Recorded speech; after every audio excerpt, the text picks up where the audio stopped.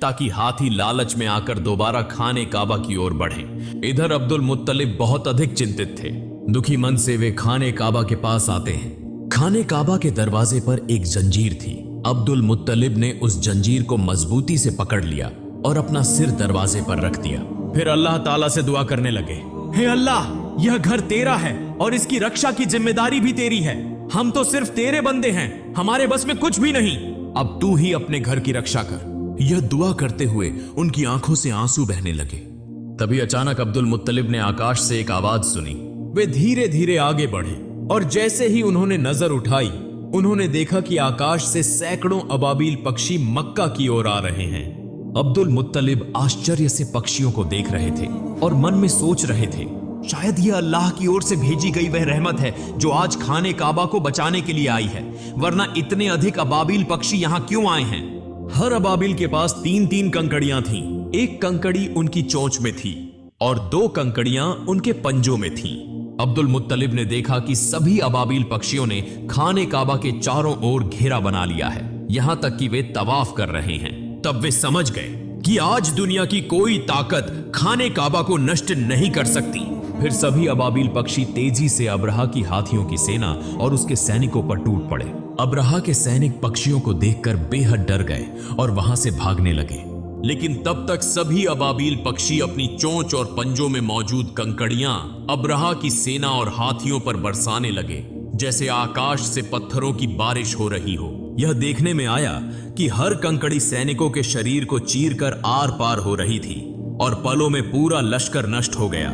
यहां तक कि अब्रहा भी वहीं मारा गया और अल्लाह ताला ने उन काफिरों को तबाह कर दिया। यह अल्लाह रब्बुल आलमीन की कुदरत थी कि उन्हीं छोटे छोटे पत्थरों के जरिए 60,000 सैनिक और 13 हाथी नष्ट हो गए। यह घटना कुरान पाक की सूरह अल फील में बयान की गई है, जहां अल्लाह ताला फरमाते हैं, क्या तुमने नहीं देखा कि तुम्हारे रब ने हाथी वालों के साथ क्या सलूक किया? क्या उसने उनकी चालाकी को नाकाम नहीं कर दिया? अल्लाह ताला ने उनके खिलाफ झुंड के झुंड अबाबील पक्षी भेजे, जिन्होंने हाथियों की सेना पर छोटे छोटे कंकरीले पत्थर बरसाए, जिसके परिणाम स्वरूप वह सेना कुचले हुए तिनके की तरह हो गई। इसी तरह उस दिन अल्लाह ताला ने खाने काबा की रक्षा की। इस घटना के लगभग 2 महीने बाद एक रात एक अद्भुत घटना घटी। मक्का के लोग अपनी अपनी व्यस्तताओं में लगे हुए थे। उसी रात नबी करीम के दादा अब्दुल मुत्तलिब खाने काबा की छत पर खड़े थे। अचानक उन्होंने आकाश पर एक चमकदार रोशनी देखी जो पूरे अरब, पूर्वी क्षेत्रों और पूरी दुनिया में फैल रही थी। यह दृश्य देखकर अब्दुल मुत्तलिब हैरान रह गए और तेजी से नीचे उतरे। जब वे खाने काबा के अंदर पहुंचे तो उन्होंने देखा कि वहां मौजूद 360 मूर्तियां जो विभिन्न मूर्ति पूजकों ने रखी थी, स्वतः गिरकर टूट रही थीं। वे खाने काबा से बाहर निकले तो उन्होंने यह दृश्य भी देखा कि कूफा और शाम के बीच पानी का प्रवाह शुरू हो चुका है, जबकि कई वर्षों से वहां पानी का नामो निशान तक नहीं था।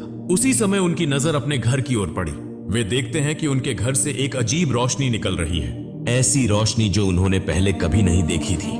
अब्दुल मुत्तलिब धीरे धीरे अपने घर की ओर बढ़ने लगे और जैसे ही वे दरवाजे के करीब पहुंचे, उन्होंने देखा कि अन्य बीबी आमिना की गोद में एक नूरानी बच्चा मौजूद है, जिसके शरीर से असाधारण रोशनी निकल रही है। यह दृश्य देखकर अब्दुल मुत्तलिब की आंखों से आंसू बहने लगे, क्योंकि इस अंधकारमय अरब समाज में चिराग बनकर आने वाले प्यारे नबी हजरत मोहम्मद दुनिया में तशरीफ ला चुके थे।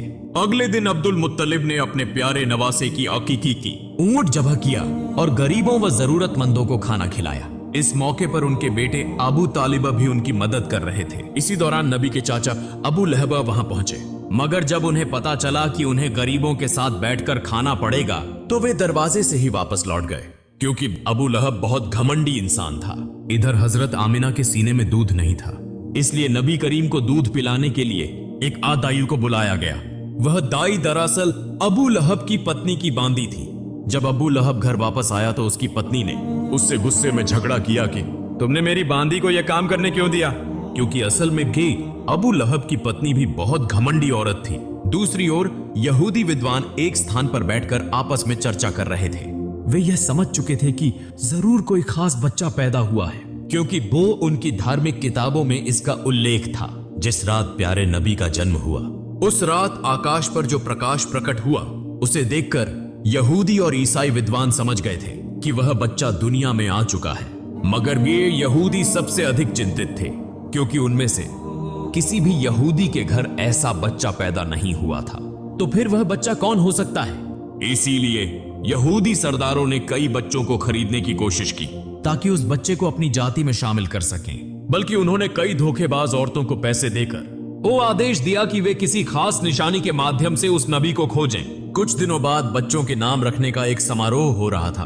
वहां कई बच्चों के नामों की घोषणा की जा रही थी और सभी लोग खुशियां मना रहे थे। इसी सभा में अब्दुल मुत्तलिब भी आए, अपने प्यारे नवासे को गोद में लिया और उसका नाम रखने के लिए आगे बढ़े।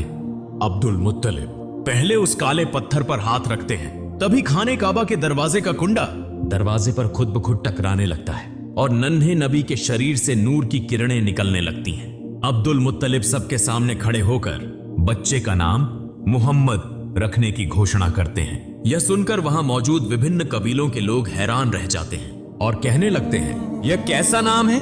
यह तो हमारे किसी देवी या देवता के नाम से नहीं मिलता।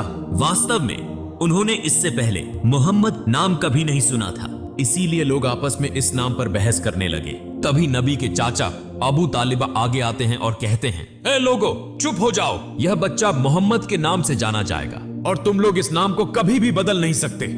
यह कहकर उन्होंने सबको शांत करा दिया और सभी ने उनकी बात मान ली। फिर देखा गया कि अबू लहब अपनी कट पत्नी की बांदियों को वापस लेने आया था, जिसने नबी करीम को सबसे पहले दूध पिलाया था। अब नबी भूखे थे मगर उन्हें दूध नहीं मिल रहा था। यह देखकर अब्दुल मुत्तलिब सीधा अबू लहब के पास गए और उससे इसका कारण पूछा। अबू लहब कहने लगा, यह बांदी मेरी पत्नी ने मुझे तोहफे में दी थी, इसलिए इसकी मालकिन मेरी पत्नी है। यह सुनकर अब्दुल मुत्तलिब गुस्से में आ गए और कहा, तुम मोहम्मद के चाचा होकर भी ऐसी बात कर रहे हो, जबकि मैं तो मोहम्मद के लिए अपनी जान भी देने को तैयार हूँ। मगर अल्लाह ही सबसे बड़ा रक्षक है, इसीलिए नबी करीम ज्यादा दिनों तक दूध के बिना नहीं रहे। उस समय अरबों की परंपरा थी कि बच्चे के जन्म के बाद उसे दूध पिलाने और पालन पोषण के लिए देहाती औरतों को सौंप दिया जाता था, ताकि वह खुली हवा में पलकर मजबूत हो। इसका एक और लाभ यह था कि बच्चे को शुद्ध अरबी भाषा